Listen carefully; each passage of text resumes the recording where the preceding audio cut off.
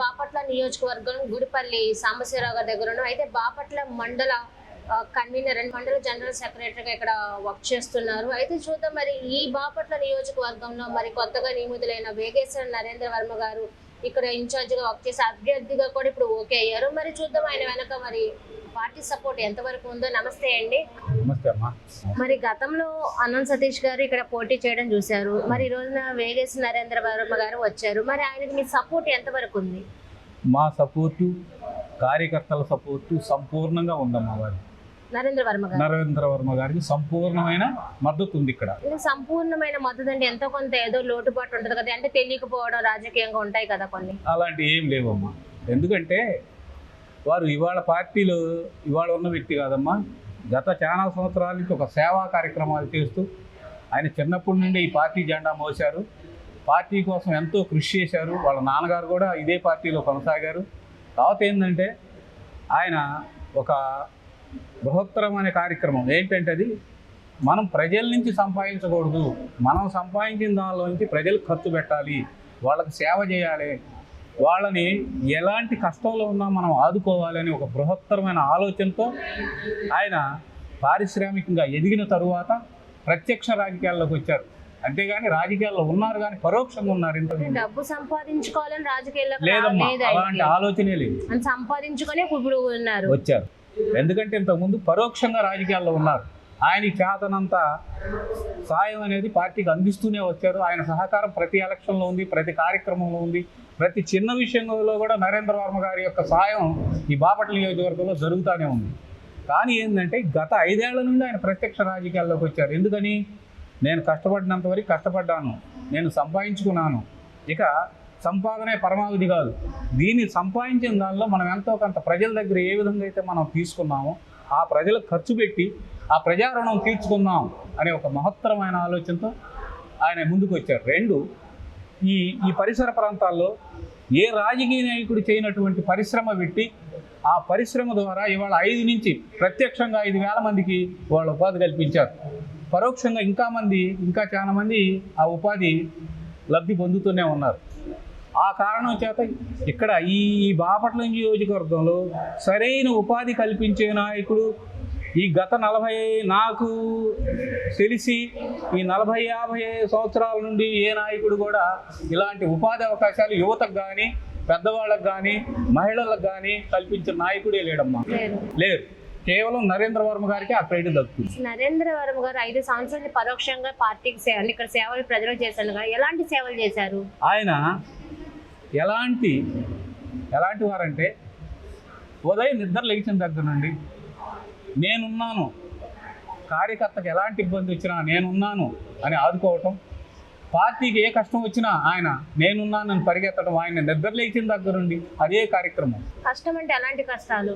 కష్టం అంటే అది వైద్యం కావచ్చు, ఆరోగ్యపరమైన సమస్యలు కావచ్చు, లేకపోతే పార్టీలో ఉన్న ఒడిదుడుకులు ఉన్నా కూడా వాళ్ళకి సర్ది చెప్పుకోవడం, వాళ్ళకి నచ్చ చెప్పుకోవడం, వాళ్ళని నేనున్నానే స్థిరమైన ధైర్యమైన నమ్మకాన్ని కలిగించి నడిపించడం, ఇవన్నీ చేస్తారమ్మా ఆయన. నరేంద్ర వర్మ గారు ఇప్పుడు ఈ బాపట్ల నియోజకవర్గంలో ఇంతకు ముందు కంటే ఇప్పుడు ఈ ఎలక్షన్ ముందు ఎక్కువగా సేవలు పెంచేశారనేది వినబడుతుంది. లేదమ్మా, అది అంతా కొంతమంది సృష్టించే అపోహ మాత్రమే.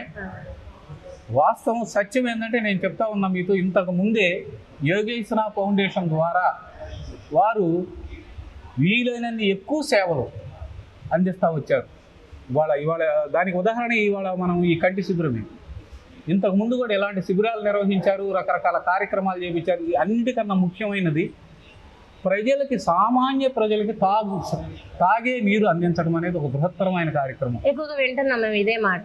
ఇవాళ ఈ బాపట్ల నియోజకవర్గంలో మారుమూల ప్రాంతాలు అంటే అక్కడ కొళాయి కానీ చెరువు కానీ ఎలాంటి నీటి అవకాశం లేని చోటకి, రహదారి సమస్యలు ఉన్న చోటకి కూడా వారు తన వాహనాల ద్వారా రహదారి సమస్యను కూడా అధిగమిస్తూ అక్కడికి నీటిని తెల్లారిపాటికి ఉదయం 6 గంటలకి నీటిని పంపిస్తూ వాళ్ళ దాహార్తిని తీరుస్తూ ఉన్నారు. ఇవాళ మరి గవర్నమెంట్ చేయాల్సిన పనులే మరి నరేంద్ర వర్మ గారు చేస్తున్నారు కదా, మరి గవర్నమెంట్ నుంచి ఎన్నికేం ఇబ్బంది రాలేదా? ఇబ్బందులు, రకరకాల ఇబ్బందులు ఇచ్చి ఉండొచ్చమ్మా. కానీ ఆయన ఆ వైపు కాదు, నేను సేవా తత్పరుని, సేవకు మాత్రమే అంకితమై ఉన్నాను. నేను ఇవాళ భగవంతుడు నాకేదో ఇచ్చాడు, ఆ భగవంతుడు నాకు ఇచ్చినది ఈ ప్రజల యొక్క రుణాన్ని నేను తీర్చుకోవాలి, అనేది ఆయన ముఖ్య ఉద్దేశం అమ్మా. ఓకే, మీరున్న ఈ బాపట్ల మండలంలో అసలు మీ వరకు అంటే ఎంతవరకు ఆయనకి సపోర్ట్ ఉన్నారు? అమ్మ, నేను గత 43 సంవత్సరాల నుంచి రాజకీయంలో ఉన్నాను. 1983లో ఈ పార్టీలో జాయిన్ అయ్యాను. ఒక సీనియర్ కార్యకర్తగా నేను ఈ పార్టీలో పనిచేస్తూ ఉన్నాను. కానీ ఇలాంటి మహత్తరమైన నాయకుడిని ఇంతవరకు నేను చూడలేదు. ఖచ్చితంగా చెప్పగలను నేను. మనసా వాచా కర్మ.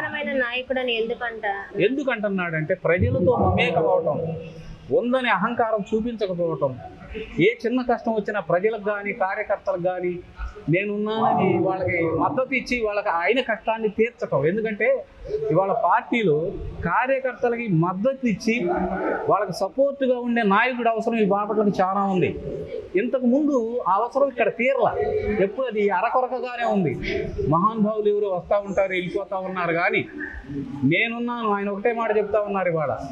ఇవాళ రాజకీయం అనే కాదు, నేను ఇవాళ ఎమ్మెల్యే అయినా లేకపోతే ఏదైనా అది మీ కార్యకర్తలు ప్రజల యొక్క ఆశీస్సులతోనే. అది మీరే ఎమ్మెల్యే, నేను కాదు. మీరే ప్రజలే ఎమ్మెల్యే, నేను కాదు. కాబట్టి మీ అందరిలో నేనొక్కడినే తప్ప నేనొక్కడిని కాదు, మీరందరూ కాదు, మీలో నేనొక్కడిని. అది నా భావన. మరి ఈ బాపట్ల నియోజకవర్గంలో నరేంద్ర వర్మ గారి 24కి ఎన్ని ఓట్ల మెజారిటీతో గెలుపొందొచ్చు? 35,000 మెజారిటీతో గెలుస్తామని ఆత్మవిశ్వాసం నాకుందమ్మా. 35,000? కోన రఘుపతి గారు ఇక్కడ ఉన్నారండి. ఉన్నారు, ఉండొచ్చమ్మా. ఎవరెవరి అభిప్రాయం వాళ్ళకు ఉంటుంది.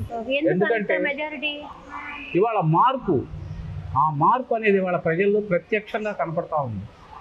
మేము చాలా చోట్ల తిరిగాము ఈ మధ్యకాలంలో.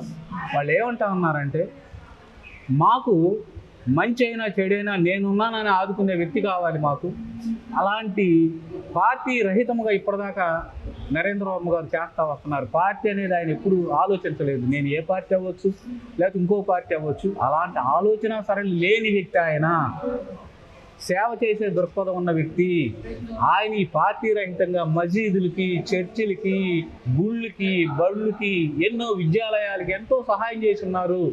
ఇలాంటి సహాయం చేసే వ్యక్తి ఎమ్మెల్యే అయితే ఇంకా సేవ చేస్తాడు. కాబట్టి మనం అందరం చేయాలి. నరేంద్ర వర్మ గారు పార్టీతో కాదు, మనిషితో సంబంధం అన్నమాట. మనిషిని బట్టి ఆ పార్టీ ఓటేస్తున్నారు.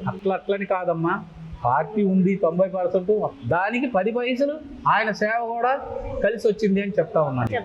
పార్టీ 90 పైసలమ్మా. కేడర్ కానీ ఏదైనా కానీ గ్రామ స్థాయి నుంచి కేడర్ ఉన్న పార్టీ ఇది తెలుగుదేశం పార్టీ. మరి బూత్ లెవెల్ నుంచి గ్రామ స్థాయి నుంచి కేడర్ ఉన్న పార్టీ 90 పైసలు అయితే, దీనికి ఈ 90 పైసలు ఆయనకి సంపూర్ణమైన మద్దతు వర్మ గారికి. 10 పైసలు ఆయన సేవా కార్యక్రమాలు, ఆయన మంచితనం కూడా 2 కలిసినాయి. కాబట్టి ఇంత మెజార్టీ వస్తుందని నేను ధైర్యంగా చెప్పగలుగుతాను. 2024 వైసీపీ టీడీపీ వారు బాపట్ల ఎలా ఉండబోతుంది మీ అంచనా? బాపట్ల ఎప్పుడు పీస్ఫుల్గానే ఉంటుందమ్మా. ఇప్పటి వరకు రాజకీయాలు ఏ రోజు కూడా బాపట్లో అనాగరికమైన చర్యలు కానీ అలాంటి ఇబ్బందులు కానీ ఎప్పుడు తలెత్తలేదు. చాలా పీస్ఫుల్గా ఉంటుంది. ఇప్పుడు కూడా భగవంతుడు అయితే అదే పీస్ఫుల్గా ఉంటుందని నేను ఆశిస్తా ఉన్నాను. అదే ఇప్పుడు నరేంద్ర వర్మ గారు ఈ 24 సంబంధించి ఇక్కడ ఈ బాపట్లలో ఎంతవరకు అభివృద్ధి చేశారు పర్సనల్ గా వర్మ గారమ్మా? ఇప్పటి వరకు 24 వరకు ఇప్పటి వరకు చెప్పాను కదమ్మా. ఇప్పుడే అభివృద్ధి అంటే ప్రైవేటుగా చేసే అభివృద్ధి వేరు, ప్రభుత్వం సహకారంతో చేసే అభివృద్ధి వేరు. ఆయన చేయగలిగినంత ఆయన నమూనాలో చేసుకుంటా వస్తూ ఉన్నారు గత 5 ఏళ్ల నుంచి. పబ్లిక్ రాజకీయాల్లోకి వచ్చిన కాడి నుంచి. అంతకుముందు సరేది ఎవరికి తెలియదు, గుప్తమైన వ్యవహారం. దీనికి తోడు రేపు ప్రభుత్వం యొక్క పాలన కానీ ఆయన పదవి కానీ ఇవి వస్తే ప్రభుత్వం నుంచి అత్యంత నిధులు, ఎక్కువ నిధులు ఈ బాపట్లకు తీసుకొచ్చి ఇంకా చాలా గొప్పగా అభివృద్ధి చేస్తారనే సదభిప్రాయంతో నేనున్నాను. ప్రజలు కూడా అదే అభిప్రాయపడుతున్నారు. నరేంద్ర వర్మ గారు మాత్రం ఇక్కడ గెలవడం ఖాయమా? 100% షూర్ అమ్మా. 10%, 100 కూడా కాదు, 10% షూర్. చూసారు కదా, ఇది వాళ్ళ ఇంటర్వ్యూ. మరో ఇంటర్వ్యూలో మీ స్టార్ట్ మళ్ళీ కలిసి అందరూ. నమస్కారం.